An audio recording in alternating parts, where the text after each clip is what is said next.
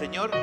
Hoy vamos a terminar con este pasaje que estamos viendo. Estamos viendo y cada día sorprendiéndonos más de todo lo que Jesús está hablando en este Sermón del Monte, y la verdad que está siendo de mucha bendición. Todavía tenemos bastante para ver. Cada vez que lo reviso y lo vuelvo a mirar y veo tantos temas ahí que Jesús va tratando, todos enfocados en lo mismo, ¿no? Las características y la vida nueva de aquellos que son parte de su reino y cómo Él va desarrollando este tema de manera preciosa, interpretando correctamente las Escrituras, dando revelación y estableciendo lo que decimos, esa ley de Cristo, la enseñanza que Él va impartiendo a los suyos y cómo va dando explicación exacta, ¿no? Que va en consonancia con el Antiguo Testamento. Y bueno, la verdad que es precioso y vamos a tener todavía para bastante tiempo analizando todo esto. Pero vamos a ir ahora entonces, como le decía, al capítulo 5, versículo 17 al 20. Vamos a terminar este texto en el día de hoy, en esta segunda parte de este sermón que he titulado El cristiano y la ley. Lea conmigo, luego vamos a orar. Dice así la palabra del Señor. No penséis que he venido para abrogar la ley o los profetas. No he venido para abrogar, sino para cumplir. Porque de cierto os digo que hasta que pasen el cielo y la tierra, ni una jota ni una tilde pasará de la ley, hasta que todo se haya cumplido. De manera que cualquiera que quebrante uno de estos mandamientos muy pequeños y así enseñe a los hombres, muy pequeño será llamado en el reino de los cielos. Mas cualquiera que los haga y los enseñe, éste será llamado grande en el reino de los cielos. Porque os digo que si vuestra justicia no fuere mayor que la de los escribas y fariseos, no entraréis en el reino de los cielos. Oremos. Bendito Señor, te agradecemos por esta preciosa reunión que estamos compartiendo. Ha sido todo precioso, glorioso, hemos podido ser ministrados, hemos podido ministrarnos los unos a los otros, hemos sido ministrados por tu palabra, y ahora venimos al momento de la exposición bíblica, Señor. Guíanos, que podamos entenderlo por medio de la obra de tu Espíritu Santo en nuestra vida, que ilumine nuestro entendimiento para comprender estas verdades, podamos creerlas y ponerlas en práctica para nuestro aprovechamiento y edificación personal. Guíanos en este tiempo, dame sabiduría para exponer este pasaje y que tu nombre pueda ser exaltado en medio nuestro. Pido esto en el nombre de Jesús. Amén. Un tema que considero que siempre anda dando vuelta en las mentes de las personas que de alguna manera se consideran, por así decirlo, ¿no?, religiosas, es el pensar en cómo lo bueno que hacen a diario, lo que llamaríamos buenas obras, por ejemplo, va a repercutir en lo que va a ser la vida venidera. ¿Por qué cada tanto lo piensa? Bueno, porque el cielo es un tema muy apegado a Dios para el ser humano. Generalmente el ser humano que piensa en Dios piensa también en el cielo. No es algo muy extraño.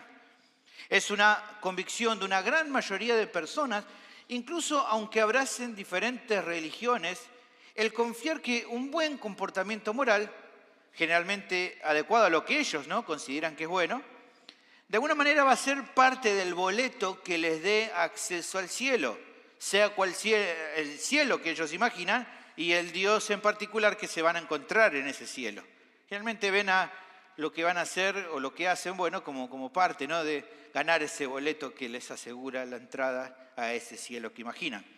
Muchos que se identifican como cristianos te dirían, seguramente alguna vez lo has escuchado, a mí me ha pasado de escucharlo y muchos así lo dicen, yo creo que cuando muera Dios va a ver mi vida, va a notar que no fui alguien demasiado malo a comparación de otras personas y que lo que hice en definitiva bien va a ser suficiente para que me acepte al cielo.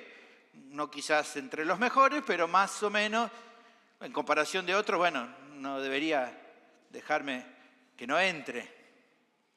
Esta manera de pensar es la más común que muchos, incluso que se hacen llamar cristianos, de diferentes denominaciones, incluso de diferentes tipos como católicos o evangélicos o de otra manera, es la manera a veces más común de pensar porque el concepto para ellos de la salvación por medio de sus obras generalmente la más aceptada en el mundo cristiano actual. Esto ha penetrado grandemente a través principalmente de la Iglesia Católica, pero en general es todo lo que más o menos todos aceptan. Me porto bien, entro al cielo, y si no, bueno, de alguna manera voy a tener que expiar mi culpa, pero bueno. Ahora, siendo honestos, creo que es así, solo una parte de los cristianos abrazan una convicción diferente. Reconocen que la Biblia no enseña salvación por medio de las obras, que su obediencia a los mandamientos de Dios no aporta nada a su salvación, a su entrada al cielo, que esa salvación es solo por la obra de Cristo, que Él los ha salvado simplemente por su gracia, que simplemente ellos reconocieron su bancarrota espiritual y arrepentidos de sus pecados, en humildad y de corazón confiaron en Cristo. Es lo que algunos abrazan. En conclusión, esas personas no ven ningún mérito personal en haber respondido en obediencia al llamado del Evangelio y por lo tanto coinciden que toda la gloria es para Dios por su salvación. Ahora, ¿por qué menciono esto? Bueno, porque más que seguro que al menos todos los que hoy están aquí, o la gran mayoría, me imagino, creen entonces en la salvación por gracia por medio de la fe, al igual que tantos otros cristianos también lo han hecho en la historia. Por lo que entonces, si bien comprenden que su obediencia a la voluntad de Dios no les sirve para ganar el cielo, como recién decía, aún así probablemente no falta ocasión en que se preguntan entonces qué valor o importancia tiene el obedecer con fidelidad los mandatos del Señor, especialmente en momentos de lucha cuando les está costando someterse a la voluntad de Dios. No siempre lo hacemos, no siempre obedecemos de una manera feliz o con todas las pilas o con toda la energía. A veces nos cuesta y ahí es cuando más pensamos decir qué sentido tiene hacer caso, qué sentido tiene obedecer al mandamiento de Dios, en especial en algún área donde más te cuesta. Ahí es cuando más seguramente pensamos el valor que tiene o la importancia que tiene el obedecer. Bueno, por lo que estamos viendo en esta porción, si usted ya tuvo la anterior parte que hemos visto la semana pasada, y si no estuvo, mírela, podemos afirmar que bastante valor tiene el obedecer los mandamientos de Dios. Al punto tal, podemos decir lo que Jesús enseña, que no deben ser ni minimizados ni cambiados, sino obedecidos como corresponde. Ese es el tema central que estamos viendo en este pasaje. En la primera parte de este sermón, estudiamos dos argumentos que el Señor presentó para demostrar que esto es así. El primero de los argumentos era que Él mismo, Jesús, era el mayor ejemplo de obediencia a los mandamientos de Dios, ¿se acuerdan? Cuando Jesús afirmaba que no había venido a abrogar, sino a cumplir, estaba reflejando esa realidad. Jesús no había venido a desechar la ley de Dios porque para muchos en aquel momento era difícil tal vez de obedecerla. Tampoco venía a suplantarla por tradiciones humanas, cosas que, como estamos diciendo, habían hecho ya los líderes religiosos y eso había traído confusión en el pueblo. Jesús iba a mostrar una sumisión completa a la ley, porque dijimos que los mandamientos de Dios en definitiva reflejan el mismo carácter de Cristo, que es Dios. Eso lo estuvimos viendo como el primer argumento. El segundo argumento tenía que ver con que todos los mandamientos de Dios tienen que ser considerados y obedecidos por igual. Cuando hablaba, ¿no?, de que si ni una jota ni una tilde pasarán hasta que todo se haya cumplido, evidentemente a Dios no debe agradarle que ninguno de sus mandamientos sea pasado por alto, ni minimizado o cambiado. Cada uno de los mandamientos debe ser tenido en cuenta y obedecido por los creyentes sin excepción. No podemos filtrar y decir, bueno, esto sí porque es más importante o esto no es tan importante porque es más pequeño. Ahora, luego de ver esos primeros argumentos, Jesús va a avanzar en esta segunda parte dándonos dos más. Por lo tanto, pienso, ¿no?, que va a ser de mucha edificación solo estudiarlos, como también lo hicimos la semana pasada, porque entiendo que Dios va a edificar nuestras vidas a pensar en estos argumentos. Por eso te animo a seguirme hoy también con atención en esta segunda parte. El tema del sermón es el siguiente, ya lo dijimos, los mandamientos de Dios no deben ser minimizados o modificados, sino obedecidos como corresponde. ¿Cómo sabemos que es así? El texto brinda 4 argumentos que lo demuestran, que como tengo diciendo hoy vamos a ver los 2 últimos. ¿Está bien? ¿Me van siguiendo hasta acá? Perfecto. Vamos a ver entonces el tercer argumento que el pasaje presenta. El tercer argumento trata de que quienes anden más rectamente los mandamientos de Dios recibirán mayor honra en su reino. Muy interesante este argumento. El pasaje comienza con otra declaración impactante del Señor. Lo leímos, pero vuelva a leer conmigo ahí versículo 19. Dice, de manera que cualquiera que quebrante uno de estos mandamientos muy pequeños y así enseña a los hombres, muy pequeño será llamado en el reino de los cielos. Mas cualquiera que los haga y los enseñe, este será llamado grande en el reino de los cielos. ¿Qué quiere enseñar Jesús con esta afirmación? Bueno, lo primero interesante es notar, como comienza aquí el versículo 19, de manera que, con el que inicia el versículo. Esto apunta a que esta sección es en cierta manera una conclusión de la anterior, está ligada a la anterior parte. Como recién mencionaba en la introducción, Jesús resaltó enfáticamente que todos los mandamientos de Dios deben ser respetados por igual. Ahora, uno puede preguntarse, ¿con esto Jesús quería decir que todos los mandamientos son iguales en cuanto a su preponderancia? Bueno, eso podemos entender y responder que no. Si bien todos los mandamientos de Dios son importantes porque provienen de Dios mismo y porque nos muestran su carácter, como venimos diciendo, porque son parte de su voluntad también, no todos tienen el mismo peso específico. El mismo Señor reconoció a 2 mandamientos como los supremos. En Mateo 22, 37 y 39 leemos acerca de eso cuando le preguntan a Jesús cuál es el más grande mandamiento. El primero y principal que él menciona es amar a Dios con todo el corazón, con el alma y con la mente. Y luego a continuación menciona el semejante, el que viene ahí junto con el otro, amar al prójimo como a uno mismo, ¿no? Y esto dice son los grandes mandamientos. Por lo tanto, como indica un comentarista, dice así, de esto se deduce que todos los otros mandamientos caen de alguna manera debajo de estos 2 y que, al igual que ellos, varían en importancia. Así que entendemos que no todos tienen un peso específico, aunque sean todos importantes. Dicho esto, cabe decir que de ningún modo esto era un llamado a una obediencia menos significativa a algunos mandamientos porque sean pequeños en comparación con otros. Aunque algunos puedan ser inferiores, de ninguna manera eso es motivo para desestimarlo. Por lo tanto, la conclusión que presenta Cristo en esta sección se desprende de este concepto. Él estaría diciendo algo así, si es verdad que cada mandamiento debe ser obedecido sin importar si es más grande o más pequeño, entonces, o de manera que la relación que cada heredero del reino de Dios tenga con la ley va a definir su propia relevancia o importancia en ese reino. Eso es lo que aquí está el concepto que vamos a ir analizando hoy. ¿Se entiende?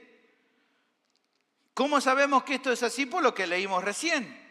Fíjense que la relevancia, y hablo del heredero del reino porque está hablando de todos los discípulos, todos los creyentes, que son lo que hemos visto que son los herederos del reino. Bueno, de acuerdo a su comportamiento ante su actitud con la ley, definirá su relevancia en el reino de los cielos, y ahí lo vemos claramente en el pasaje. Revisemos en mayor detalle lo dicho aquí por Jesús. Veamos aquí la primera distinción. Dice la primera distinción, cualquiera que quebrante uno de estos mandamientos, sin importar lo pequeño que es ese mandamiento, y así también lo enseña a otros, será muy pequeño en el reino de los cielos. Aquí notamos en esta porción 2 actitudes en un creyente. En primer lugar, se trata de quebrantar los mandamientos, dice, ¿no? Ahí, quebrantar. El término aquí para quebrantar apunta a la idea de infringir una norma, ya sea por medio de no hacerle caso o tal vez debilitando su autoridad, incluso alterando su significado si hace falta para ajustarla al gusto personal. Esta clase de actitud es algo que Dios no espera que tengamos en respuesta a sus mandamientos. De ninguna manera Él espera o desea que se quebrante algo de su ley sin importar, como decimos, lo pequeño que pueda ser esa norma. No quiere que lo hagamos ni por acción, o sea, que hagamos lo contrario, ni por omisión, que no lo hagamos. Ni tampoco por manipular ese mandamiento, ni por modificar el espíritu de ese mandamiento por pura conveniencia personal, como lo hacían, por ejemplo, los líderes religiosos. Solo para dar un ejemplo, porque usted entiende esto de manipular a gusto personal. La idea es de amar a tu prójimo, y entonces la pregunta que hacían los líderes para ¿no?, filosofar en esta idea. ¿Y quién es tu prójimo? Y bueno, el prójimo es mi amigo, mi vecino, con el que me llevo bien. Bueno, entonces a él amarlo está bien. Y el de otra nación, el gentil con el que no me llevo bien, mi enemigo, no, ese no es mi prójimo. Ah, bueno, entonces ese no hay que amarlo, ¿no? Eso es manipularlo al gusto de la persona o a la limitación que uno quiera darle al mandamiento. Bueno, ese es un ejemplo, pero así hay un montón y vamos a ir viendo que Jesús va a empezar a contrarrestar estas ideas equivocadas. Pero eso es un caso de cómo manipular algo al gusto personal. ¿Se entiende? Como bien indica un erudito en cuanto a esto, la naturaleza humana caída se resiente de las prohibiciones y exigencias. Y fíjese lo que dice acá, hasta los cristianos son tentados a modificar y debilitar las normas de Dios. Debido a ignorancia, malentendidos o indiferencia absoluta, los creyentes encuentran razones para hacer que los mandatos de Dios sean menos exigentes de lo que son. Pero cuando un cristiano deja de reverenciar y obedecer la palabra de Dios, incluso en el más mínimo grado, en ese aspecto no está pareciéndose a Cristo, porque aquello es algo que Cristo se negó a hacer. Jesús no iba a minimizar nada, ni iba a manipular y a cambiar nada del espíritu de la ley. Por lo tanto, nosotros tampoco deberíamos hacerlo para ajustarlo a nuestros gustos personales o evadiéndolo porque no nos gusta lo que Dios nos pide. La segunda actitud presentada en esta distinción es un poquito más llamativa. El pastor Isaías como que nos iba adelantando un poquito de esto, ¿no? Dice, no solo habla aquí de quebrantar algunos de estos mandamientos muy pequeños, sino que además así enseñe a los hombres. Esta afirmación refleja algo más que desagrada a Dios. Aquel que no solo quebranta un mandamiento de las formas que recién mencionó, sino que además enseñe, o también podría entenderse como muestre a otros que su proceder es correcto, y por ende a esos otros los confunda y haga que alguien tropiece en el mismo error.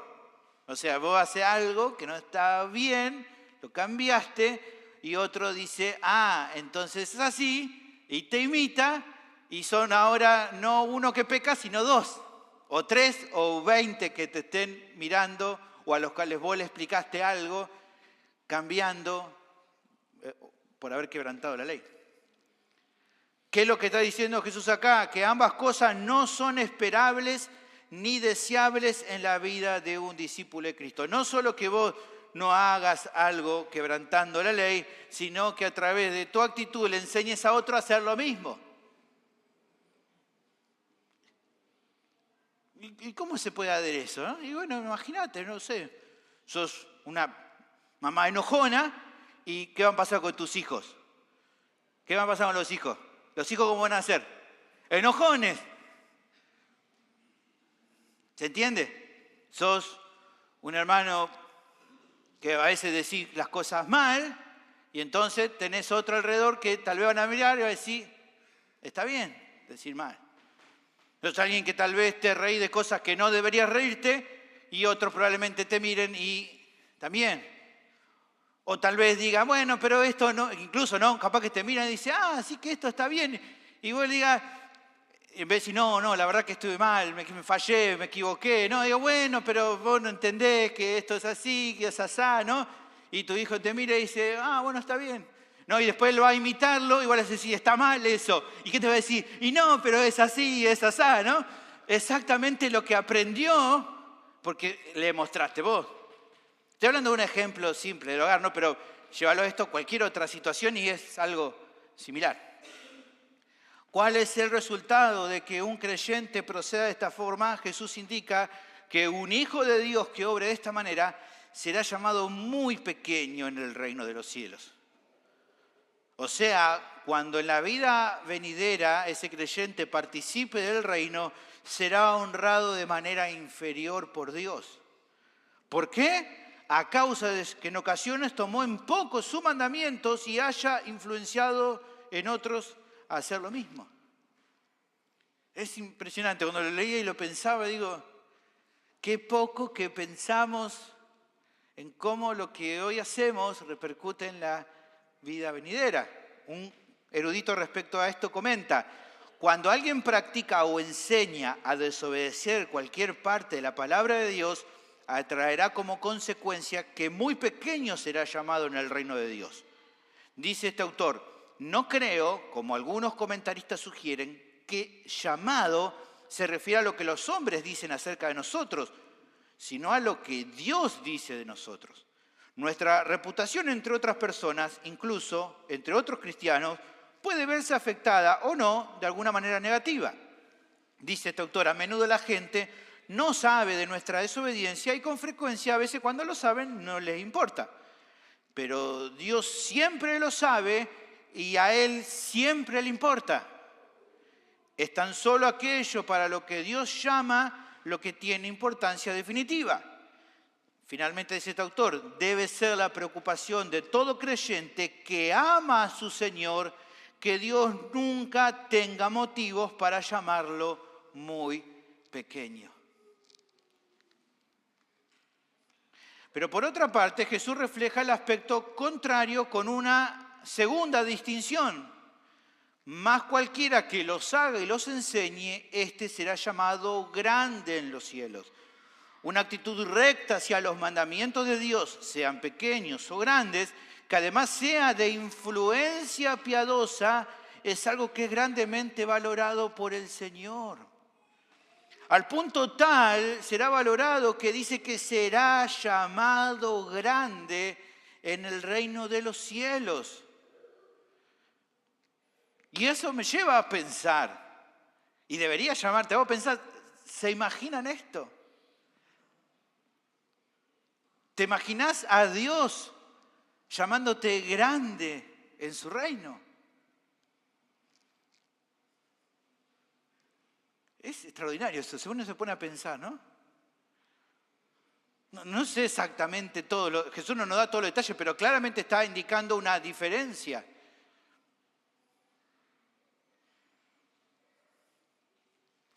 Preciosa promesa la que Jesús brinda. ¿Se dan cuenta? Está diciendo, voy a llamar grande en el reino de los cielos.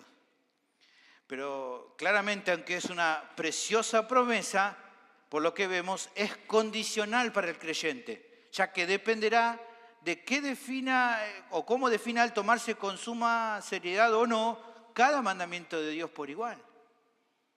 Dependerá de cómo sea tu actitud con los mandamientos de Dios. Ahora, esto lleva a una nueva reflexión, tanto para la audiencia original como para nosotros en este tiempo. ¿En qué se relaciona este concepto con la enseñanza del pasaje? Bueno, nuevamente, mantengámonos en idea de repasar el contexto. Sabemos que los líderes religiosos habían tomado una actitud lamentable con la ley de Dios. La habían alterado poniendo a sus propias tradiciones a la par de la ley. Así también ellos enseñaban a otros. Habían dejado de lado los mandamientos de Dios y ahora la gente en general respetaba o veneraba más las tradiciones. Así, evidentemente, con esta actitud estas personas reflejaban que no eran ciudadanos del reino. O sea, los líderes por hacer esto. Incluso Jesús en la próxima ascensión así lo va a declarar, que los fariseos y los escribas no eran herederos del reino por su actitud, lo estaban demostrando. Pero más allá de los escribas y fariseos, de cual Jesús va a tratar un poquito más en detalle más adelante, lo que nos tenemos que preguntar es, ¿qué es lo que el Señor esperaba de cada uno de sus discípulos, a los cuales le estaba enseñando en ese momento, que Mateo les enseña en su tiempo cuando escribe el libro, y que en definitiva también espera de nosotros como discípulos de Cristo?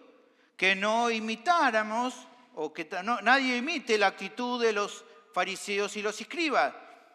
Pero no solo de ellos, de ninguna otra persona que siga una religión superficial, donde no solo se quebranta la ley de Dios, sino que se enseña a otros a hacer lo mismo. No deberíamos imitar eso, sino que en cambio ellos obedecieran en humildad a sus mandamientos y que animaran a otros creyentes a la misma actitud piadosa a través de su propia conducta. ¿Por qué? Porque eso agradaba a Dios, eso es lo que Dios quiere de vos, que vos no quebrantes su ley, que puedas obedecerla y que sea de influencia para que otros también lo hagan. A través de lo que hablas, a través de lo que haces, porque eso es lo que agrada a Dios y porque en definitiva, como marca aquí el pasaje, un día Él mismo va a exaltar a todos los creyentes de manera más sublime en la vida venidera por la actitud de piedad, de actuar con santidad a sus mandamientos. Este es el tercer argumento, hermano, que el texto presenta, que demuestra que los mandamientos de Dios no deben ser minimizados o modificados, sino obedecidos como corresponde. ¿Cuál es? Es que quienes anden más rectamente en los mandamientos de Dios recibirán mayor honra en su reino.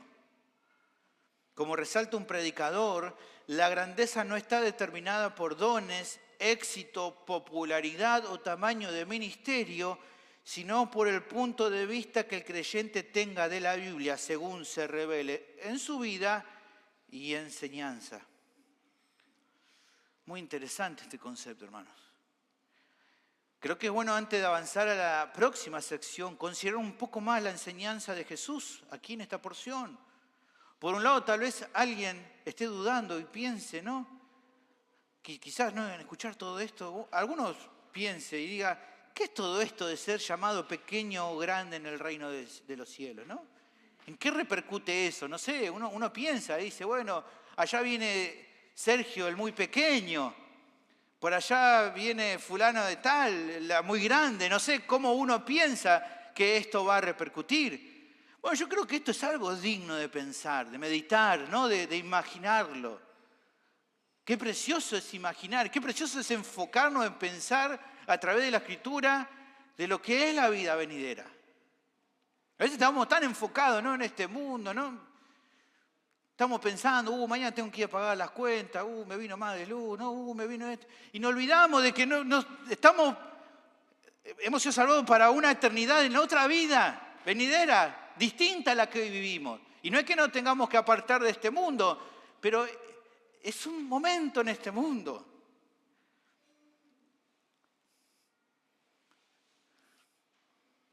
En estos días justo me tocó leer un poco acerca de eso, de cuestiones que tienen que ver con el reino de los cielos, con la nueva tierra.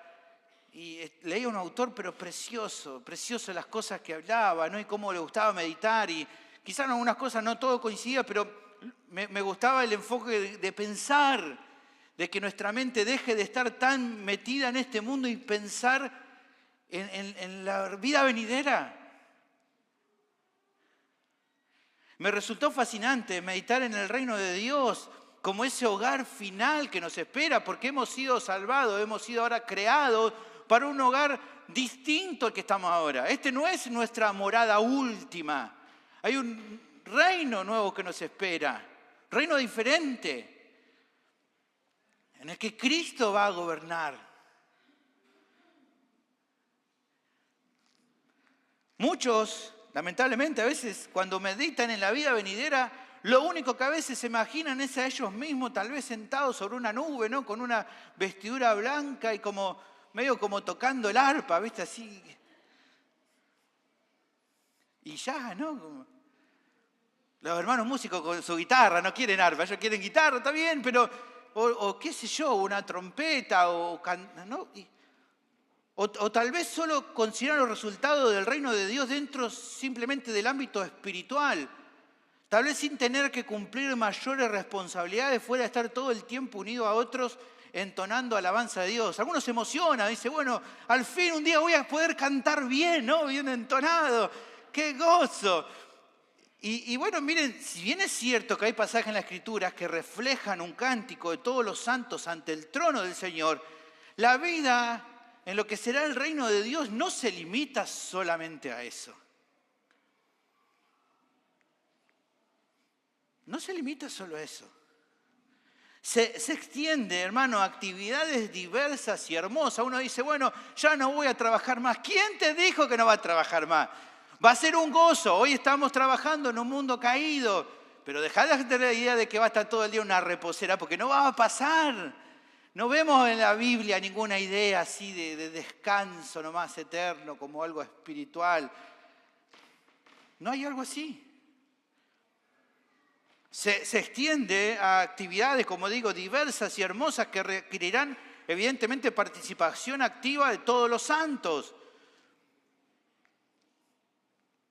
Somos llamados a participar en un reino.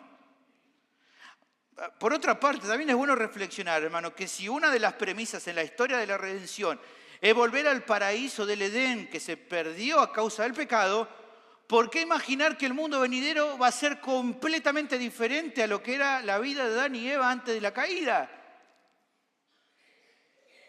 ¿Qué estaba haciendo Adán antes de caer? Estaba trabajando. Eva me imagino también, como resalta un escritor cristiano. Este que le decía que leía esta semana, decía lo siguiente, me pareció muy lindo, es una pequeña parte que él dice, pero me pareció muy interesante. Dice, por el hecho de que Dios llama tierra a la nueva tierra, nos dice enfáticamente que será terrenal y por lo tanto familiar, o sea, algo que no sea absolutamente nuevo para los redimidos. O sea, algo familiar. De otra forma, dice este autor, ¿por qué llamarla tierra? Muy interesante. Mucho menos, hermanos, deberíamos tener una noción desprendida de bendiciones físicas en ese reino venidero y que solo haya abundancia en las espirituales. No sé, algunos se imaginan que no van a reír, que no van a moverse, que qué sé yo qué, que no van a tener comunión con otros. Las cosas preciosas que tenemos Dios en este tiempo y que Dios nos ha dado para que disfrutemos, que lamentablemente muchas veces se manchan por el pecado, no estarán ya manchados por el pecado, pero evidentemente mucho de eso va a estar. ¿Por qué Dios diría, no, nada de todo eso?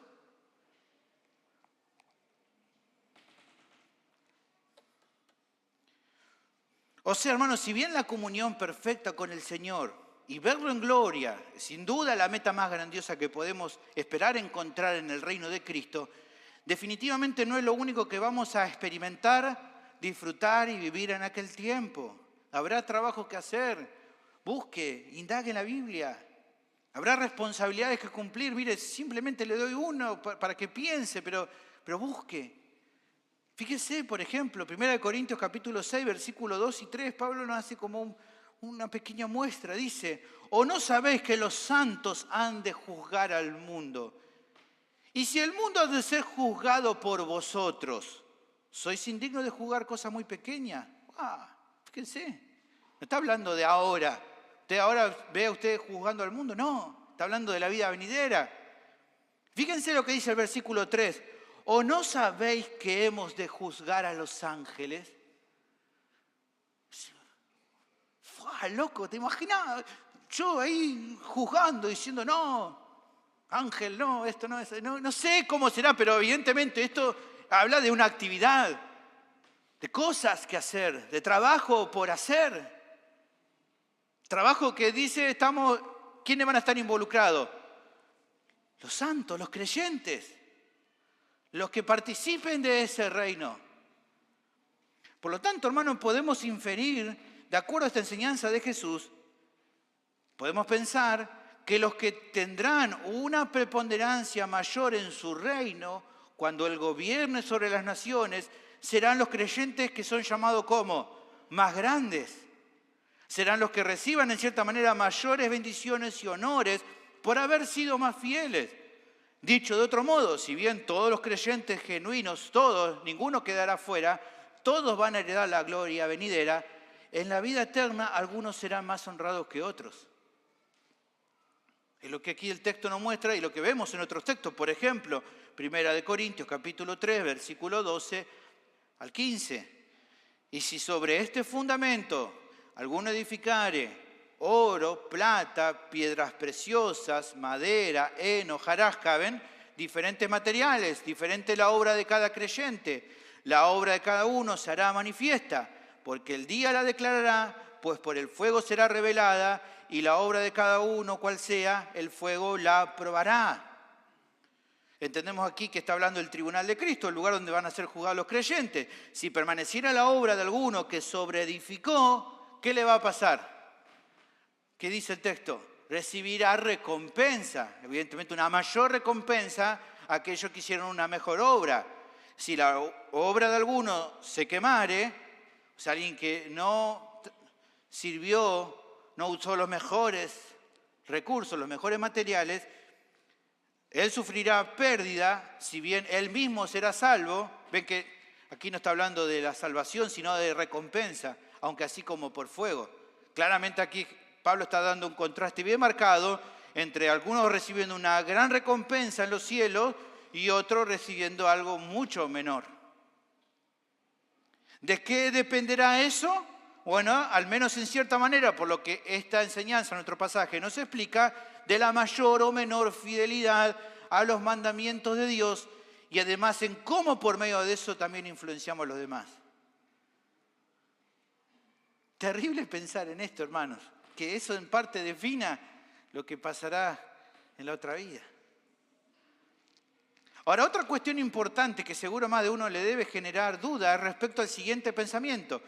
Pero esta advertencia de Jesús está dirigida solo a aquellos que enseñan a otros la palabra y que enseñan sobre los mandamientos. No creo que hable de mí, esto debe estar hablando del pastor, del hermano Nicolás, del hermano tal, que son los que enseñan, ¿no? ¿Qué piensan ustedes? ¿Puede ser que Jesús acá de repente se le dio por solamente querer hablarle a algunas personas? Evidentemente no, hermano. Si la enseñanza que está dando aquí el Señor es para todos los cristianos, quiere decir que este concepto incluye a todos los cristianos de alguna manera u otra.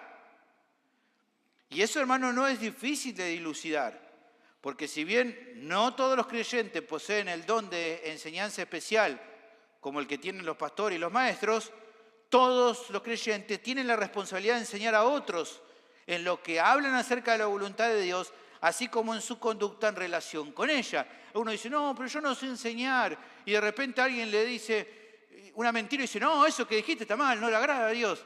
¿Qué hiciste en ese momento sino enseñar? No, pero yo no soy maestro. No importa, enseñamos todos influenciamos a los demás.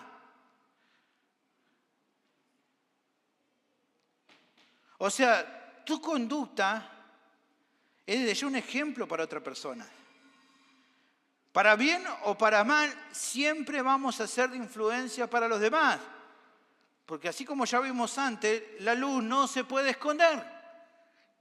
Y luz se le llamó a todos los creyentes. Vosotros sois la luz del mundo. ¿Se acuerdan? Una ciudad puesta en un monte no se puede esconder ni se pone una luz debajo del almud, sino se pone la lámpara para que así alumbre a todos. No se puede evitar. Por ende, entonces, tu fidelidad o no a los mandamientos de Dios tiene impacto sobre otros y por ende terminará acarreando resultados distintos en cada creyente en la vida venidera. Quieras o no quieres, si sos un creyente genuino, estás o quebrantando o no quebrantando y estás siendo o no siendo buena influencia hacia los demás.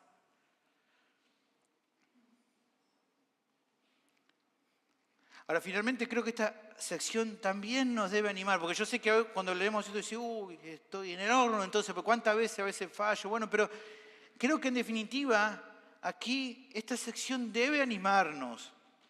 Porque a veces uno piensa, ¿no? Y se imagina, bueno, seguramente que tal o cual hermano que enseña tan bien y que es re grosso enseñando, ese seguro que va a ser el muy grande, ¿no? Bueno, no necesariamente. No se trata de tener un don más relevante o haber cosechado mayores elogios de la gente en este tiempo, lo que terminará decidiendo la mayor honra en el reino de los cielos, sino que la exaltación de Dios será más grande para aquellos que usaron su vida actual para vivir la mayor obediencia a sus mandamientos, animando a otros por medio de sus palabras y sus hechos a que también obren de la misma forma. La evaluación no es por el éxito que haya tenido, por la capacidad y el conocimiento que haya tenido, sino por cómo haya vivido de acuerdo a ese conocimiento y cómo así haya sido con los demás. Como expresa un comentarista de forma directa, la promesa de Jesús no es simplemente para grandes maestros como Pablo, Agustín, Calvino, Lutero, Wesley o Spurgeon. Su promesa se aplica a todo creyente que enseñe a otros a obedecer la palabra de Dios cuando de manera fiel, cuidadosa y amorosa vive mediante esa palabra y habla de ella. No todo creyente tiene el don de enseñar las profundas doctrinas de la Biblia. Claro que no. Pero todos están llamados a enseñar la correcta actitud hacia la palabra y pueden hacerlo.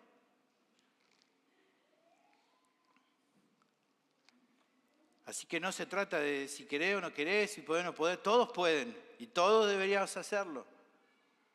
La pregunta que me surge por un lado es, ¿cómo pensás que va a ser con tu vida?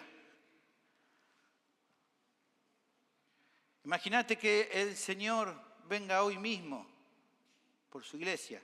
De acuerdo a cómo ha ido avanzado hasta aquí tu vida cristiana, si hoy viniera Señor por su iglesia, ¿cómo pensás que serías llamado en el reino? ¿Pequeño o grande?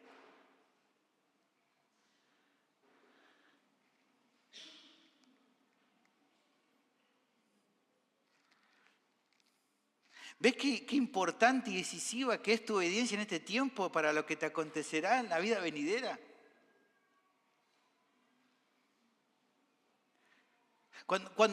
Nuevamente digo, cuando ponemos a pensar realmente en esto, qué absurdo se vuelve involucrarnos tanto con las cosas de este mundo.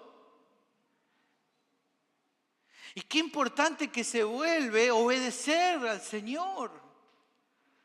Hacer su voluntad, cumplirle y serle fiel. Hermano, creo que esto es algo que todos tendríamos que considerar con más atención de lo que lo hacemos habitualmente. Y lo digo primero por mí, pero seguramente a muchos le debe pasar acá.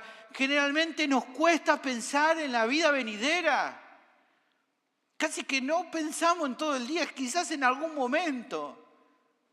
A veces, tal vez, cuando participamos, no sé, de un funeral, quizás lo pensamos con más detalle, pero ¿cuánto nos cuesta pensar en la vida venidera?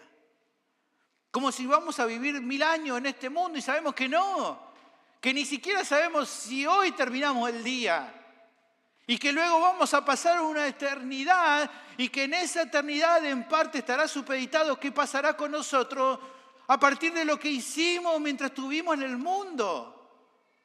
Entonces, ¿cómo no pensar en serle fiel para ser honrado por nuestro Señor? ¿Cómo no va a valer la pena? Hermanos, solo unos años pasaremos en este mundo como cristianos, pero lo suficiente como para determinar el desarrollo de nuestra vida en las moradas eternas debido a las decisiones que hayamos tomado en este tiempo que nos queda. Por eso no lo tomemos, por favor, a la ligera esto. Finalmente, el cuarto concepto es que una obediencia solamente superficial a los mandamientos de Dios acarrea la ruina espiritual. El texto prosigue con una advertencia final de Jesús. Porque os digo que si vuestra justicia no fuere mayor que la de los escribas y fariseos, no entraréis en el reino de los cielos. El Señor venía aclarando anteriormente la diferente honra que recibirán a sus discípulos de acuerdo a su actitud con la ley de Dios, sea que se trate de mandamientos pequeños o grandes. Pero habiendo aclarado eso en esta sección, vemos que suelta a él una exhortación mucho más dura y profunda. Es duro cuando leemos esto. Una que despierta la realidad de la gente que lo está escuchando y que Mateo la recuerda para que también sus oyentes la consideren. ¿Qué es lo que advierte aquí Jesús? Bueno, el texto afirma que Él les dice que si su justicia no era mayor a los escribas y fariseos, no iban a entrar en el reino de los cielos. Se han brindado diferentes opiniones entre los comentaristas en cuanto a lo que Cristo quiere enseñar aquí en esta porción. Algunos ven en este texto una indicación de Jesús hacia afirmar la necesidad que cada pecador tiene de la propia justicia del Señor, la cual se recibe por fe, como la única capaz de darnos acceso al reino de Dios. Bueno, digamos que si bien esa doctrina es central y es bíblica, no creo que sea lo que Jesús más tenga en mente cuando está enseñando en esta porción. Porque eso sería como casi sacar a este pasaje del contexto. Obviamente en el Nuevo Testamento muchos pasajes, incluso en los Evangelios, y mucho más después desarrollado por los apóstoles, habla del asunto este en particular, de la justicia que recibimos de Cristo por medio de la fe, por ejemplo en Romanos 5:17, pero bueno, Romanos está lleno de pasajes, pero tenemos mucha otra parte también.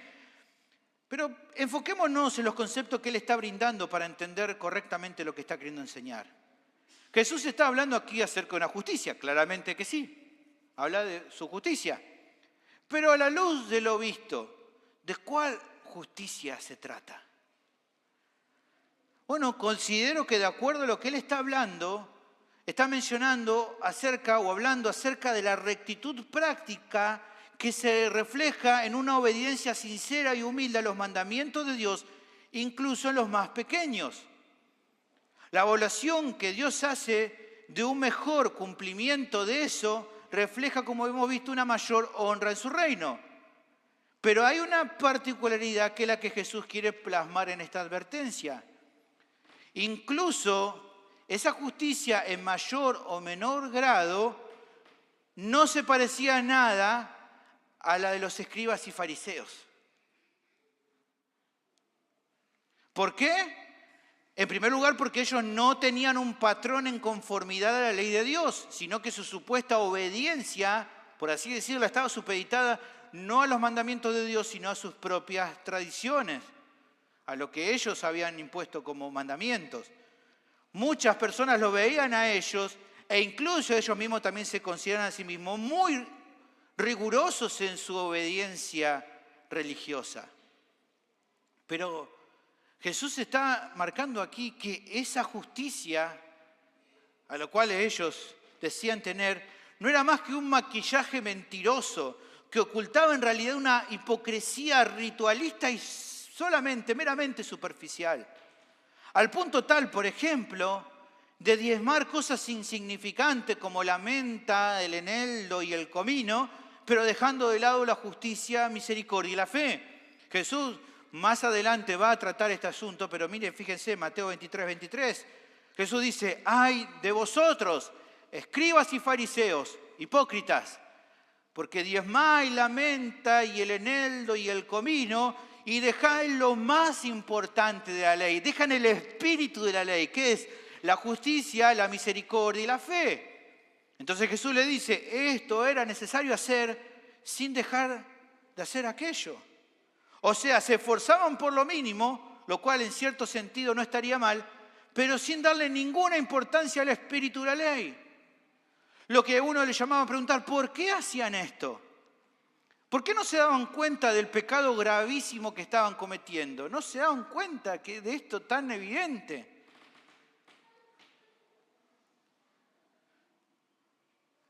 Bueno, la respuesta es que no. Ellos obraban de esta manera porque en verdad no les importaba a Dios. Obedecían lo mínimo y dejaban lo grande pasar. Jesús le va a decir, ustedes cuelan el mosquito y dejan pasar el camello. O sea, actúan de esa manera porque en verdad, por eso él dice, ay, o sea, un aye es como, qué triste lo que están haciendo. Porque con esto muestra que a ustedes no les importa a Dios. Y eso quedaba reflejado en su obediencia superficial de la ley y en un enfoque más firme y estricto en sus propias tradiciones, a las cuales ponderaban y las colocaban a la misma altura que los mandamientos de Dios. Pero esa clase de justicia que ellos tenían, artificial, inventada, propia de un religioso que dice creer en el Señor, pero que con sus frutos lo niega, es la que afirma a Jesús que es una justicia que no tiene posibilidad alguna de ingresar en el reino de los cielos, porque no es propia de un creyente genuino, sino de uno falso. Ahí está la diferencia entre la justicia genuina que proviene de un corazón transformado a la de uno que simplemente es alguien que vive como un religioso nomás.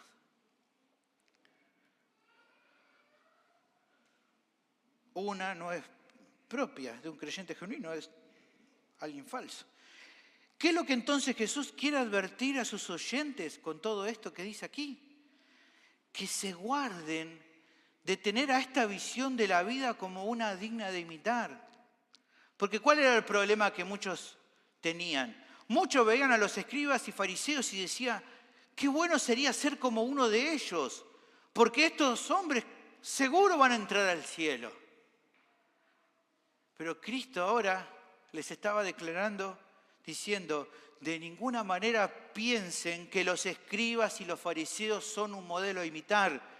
Si la justicia de ustedes no es mayor a la de ellos, de ninguna manera van a entrar al reino de los cielos. No sé si se entiende. ¿Qué es lo que Jesús estaba afirmando de forma indirecta? Que esos hombres no iban a heredar la salvación si no se arrepentían de verdad. Aunque ellos pensaran que sí iban a entrar y por ende no veían la necesidad de arrepentirse. Todo el tiempo ellos no se consideraban que eran los enfermos que Jesús había venido a sanar, aquellos que tenían que arrepentirse. Creían de que eso era la gente pecadora, pero que a ellos no les tocaba, que no tenían nada por qué arrepentirse porque ellos creían que su justicia estaba bien. Ahora, ¿por qué dice todo esto el Señor y Mateo lo testifica? Para que todos los que escucharan se guardaran de ver a la religiosidad superficial y artificial como un modelo a seguir. De ninguna manera tiene que ser así. Porque aquellos que determinan seguir en esta senda de una vida religiosa superficial no van a heredar la vida eterna. Su destino será la ruina espiritual. A ver, hermano, escúcheme por favor. Quiero que se comprenda bien esto. No es que una obediencia de corazón a la ley es lo que brinda acceso al reino de los cielos. No estoy queriendo decir esto. Pero la justicia necesaria, la que Cristo brinda para saciar a aquellos que son los que van a Él con hambre y con sed de justicia, ¿se acuerdan como hablábamos en Mateo capítulo 5, versículo 6? No se parece en nada a esta clase de justicia. No se puede identificar con la de alguien que como patrón de vida solo obedece de manera superficial los mandamientos de Dios. Alguien que sea simplemente alguien que vive de manera superficial una religión, no es alguien que haya tenido hambre y sed de justicia y por eso haya recurrido a Dios y haya sido saciado por Dios.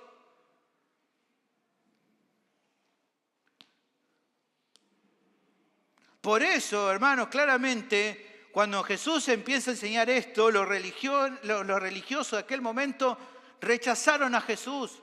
No estaban dispuestos a honrarlo porque en definitiva no amaban a Dios. Rechazaban, dice Juan, rechazaban la luz porque sus obras eran malas. Por eso tomaban en poco su ley o la habían trastocado por leyes que ellos habían creado. Su fruto declararon la clase de justicia que poseían y esa justicia no era la indicada para heredar el reino de los cielos. Como afirma un comentarista bíblico, me pareció muy claro y equilibrado. Si ni siquiera la propia ley de Dios por sí sola puede hacer justa a una persona, ¿cuánto menos pueden hacerlo las tradiciones de confección humana? Quienes insisten en llegar a Dios por sus propios medios o por su propio poder, nunca lo alcanzarán, no entrarán en el reino de los cielos. Ninguna iglesia, ningún ritual, ninguna buenas obras, ninguna filosofía, ningún sistema puede colocar a alguien delante de Dios. Aquellos que, a través de una iglesia, por medio de una secta o simplemente a través de sus propias normas personales, tratan de abrirse paso al interior de la gracia de Dios, no saben nada acerca de qué trata la gracia. El cuarto argumento entonces que el texto presenta, que demuestra que los mandamientos de Dios no deben ser minimizados o modificados, sino obedecidos como corresponde, es que una obediencia solamente o meramente superficial a esos mandamientos acarrea la ruina espiritual. Creo que esta enseñanza tenía mucho para hablarles a la audiencia de Mateo. La lucha por perseverar en la fe se volvía áspera. La tentación para ellos estaba latente. ¿Por qué no amoldarse a su vida anterior? ¿No era la religión judía algo parecido a ser un cristiano? Bueno, claro que superficialmente tenían puntos de contacto, pero no debían olvidar algo importantísimo. Esa superficialidad religiosa reflejaba un menosprecio al espíritu de la ley. ¿Y cómo eso quedaba manifiesto? Porque ellos no querían obedecer la ley de Cristo. Un religioso que seguía aferrado al judaísmo no estaba dispuesto a considerar la doctrina de Jesús, porque en lo profundo de su corazón no deseaba seguirlo a él. Sí que le importaba cumplir tal vez con algunos puntos de la ley. Las tradiciones podían sonar interesantes y en ellas podía mostrar obediencia, pero respecto a lo que Jesús y los apóstoles estaban enseñando no querían saber nada. Por lo tanto, entonces, en aquel momento, lo que Mateo le explica a su audiencia, la división era clara. No era lo mismo seguir abrazados a la religión judía que identificarse y vivir como un seguidor fiel de Cristo. ¿Por qué no era lo mismo? Porque los primeros no iban a entrar al reino de los cielos hasta que no reconocieran su bancarrota espiritual y arrepentidos de sus pecados confiaran en Cristo para salvación.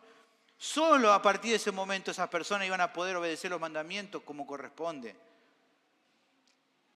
Por ende, entonces, para esta audiencia, Mateo, si bien volverse al judaísmo podía parecer una oferta tentadora, no lo era en verdad. Mateo estaba testificando por medio de la enseñanza de Jesús que esto es así. Le está diciendo, no se confundan. No vean el volverse atrás a su religiosidad de antes como una opción, porque no lo es. Estarían despreciando a Cristo.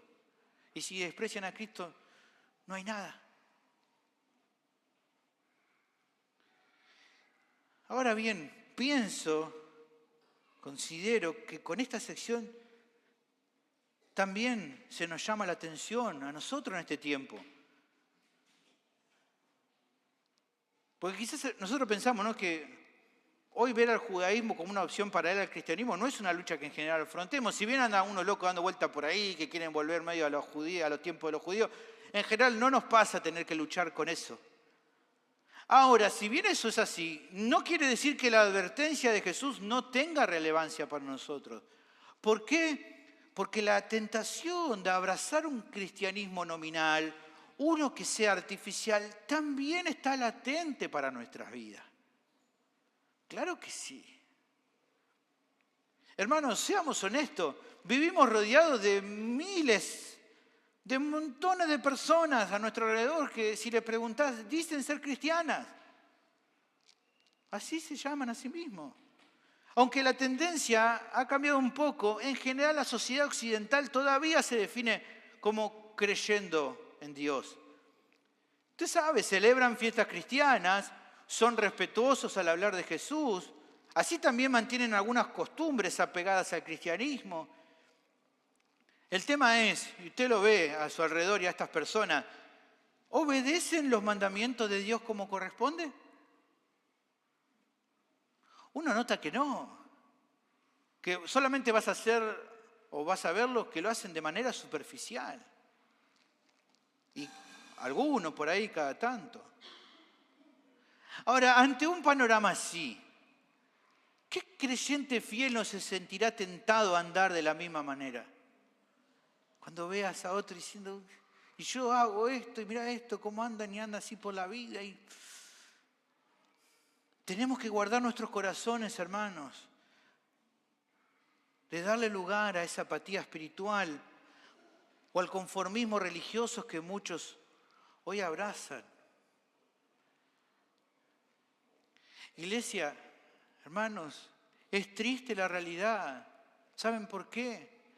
Porque incluso hemos llegado al punto de que muchas personas con entendimiento claro de la Biblia viven de una manera pero tan superficial respecto al conocimiento que poseen, que muestran una falta de compromiso con el Señor y con su iglesia que es alarmante.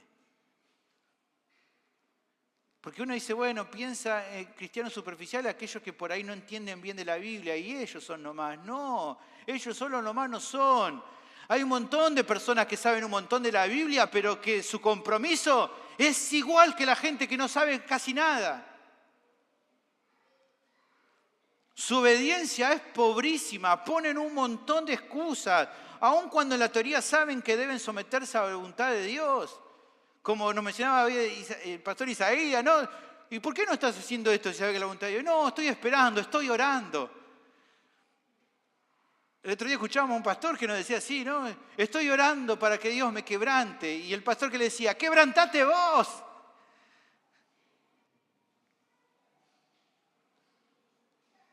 Algunos utilizan hasta la doctrina de la gracia para eso. No, estoy orando para que Dios me conceda el arrepentimiento en la fe. No, arrepentite vos. Cree vos en el Evangelio.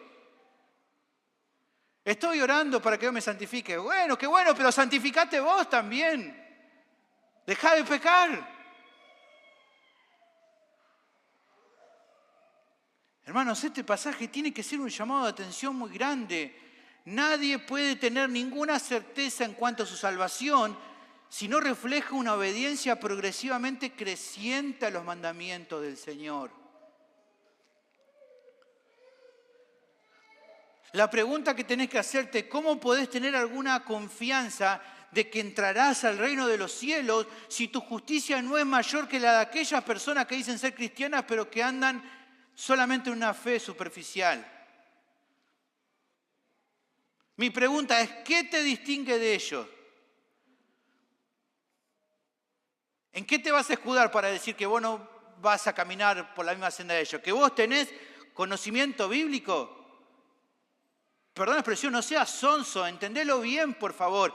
Ese conocimiento no sirve de nada si no va acompañado de un esfuerzo diario por aplicarlo en tu propia vida, en obediencia a Cristo y en dependencia humilde a Dios. Si seguís por ese sendero, vas a acarrear la ruina para tu alma. Tenés que despertar de ese letargo espiritual, volverte al Señor confesando tu indiferencia, tu superficialidad, y arrepentido poder pedirle que tenga misericordia de tu vida. Dejá de establecer reglas personales en tu vida como para darte a vos mismo una falsa seguridad. Tené cuidado. Es muy fácil establecer algunas ideas así extrañas, buscando una manera como acallar tu conciencia. Porque sabe una cosa, un discípulo fiel no hace eso, sino que escucha la palabra de Dios y en humildad procura cumplir de corazón con lo que Dios le manda hacer de una manera que corresponda, de una manera adecuada. Y si no es así en tu vida, si notas superficialidad, date cuenta que eso es ciertamente una hipocresía. Solo estás fingiendo ser algo, aunque no veas fruto de que en verdad lo seas. Porque en definitiva el Señor te llama a que le sigas, pero que lo hagas con obediencia, con humildad, por amor a Él. Porque así es como corresponde hacerlo. A Él no se le sigue como nosotros queremos, sino como Él quiere. El Señor más adelante va a dar una advertencia muy clara, hermanos. Y nosotros a veces la leemos y pensamos que no es para nosotros, pero es para todos, dice Jesús en Mateo 7:21. No todo el que me dice, Señor, Señor, entrará en el reino de los cielos, sino el que hace la voluntad de mi Padre que está en los cielos.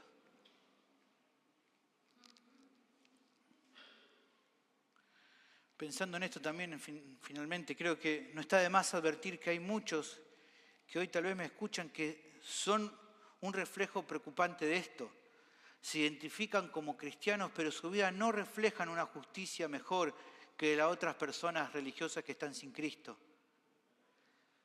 Incluso, tal vez algunos han llegado a definir sus propias reglas en cuanto a su fe. Y ejemplos hay muchos. Puse algunos, pero pensarás, ¿no?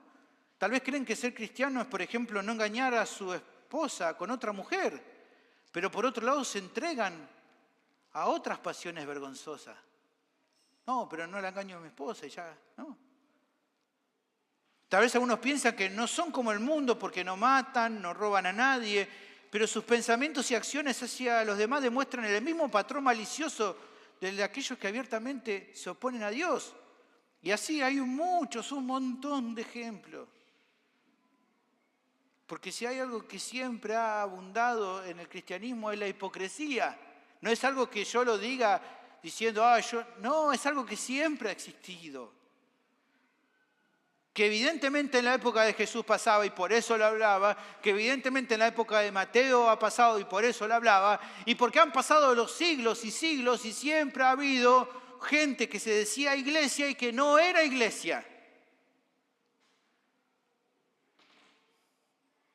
Podría darte muchos otros ejemplos, pero el punto creo que lo entendés. Tu vida sigue estando distante a la voluntad de Dios. Y esos patrones de vida que abrazaste no se relacionan con lo que el Señor manda.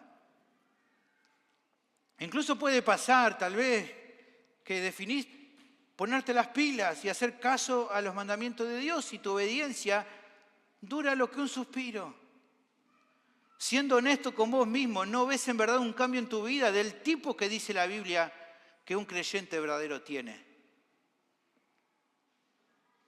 Por lo tanto, probablemente en tu corazón notás que si hoy te fuera de este mundo, no hay chance de que entres al reino de Dios. Te ves y decís, no, mi justicia no es mayor que la de un cristiano que vive una vida superficial.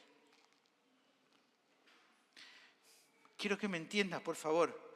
No te estoy diciendo todo esto para psicopatearte. No es mi intención.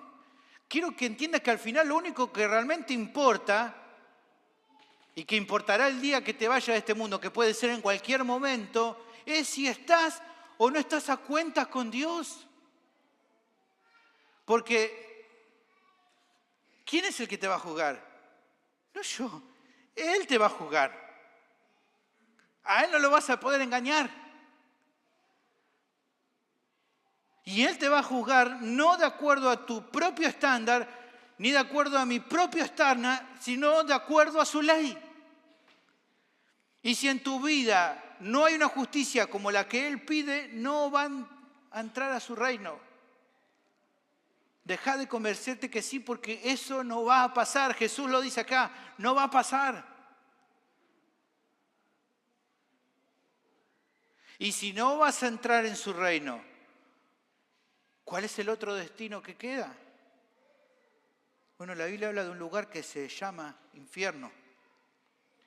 Es un lugar de tormento eterno donde irán todos aquellos que le dieron la espalda al Evangelio y todos aquellos que rechazaron completamente a Dios como aquellos que nunca estuvieron en Cristo, aunque tal vez eran religiosos. Pero también hay una buena noticia, oyente querido. Eso hoy puede cambiar. Porque Cristo vino al mundo a salvar pecadores. Por medio de su muerte y resurrección, hoy te ofrece el perdón de tus pecados y la vida eterna. Todavía hay esperanza porque todavía Él hoy te está llamando. En su misericordia te está llamando. Pero para que puedas recibir hoy su perdón, te tenés que dejar de excusar, dejar de justificar tu pecado, confesar tu bancarrota espiritual y venir a Él confiando en que su obra es suficiente para salvarte. Tenés que rendir tu vida a Él como Señor. Y lo que puedo decirte es que si en esta tarde lo haces, hoy mismo podrás recibir el cambio que tu vida necesita. Vas a recibir el perdón de tus pecados y la vida eterna. Vas a poder andar de una manera que sea agradable a Dios. Y un día recibirás la gloria eterna que les espera a todos aquellos que hayan rendido su corazón a Jesús. En definitiva, mi pregunta es, ¿qué harás, querido oyente? Rendí hoy tu vida a Jesús. No esperes más.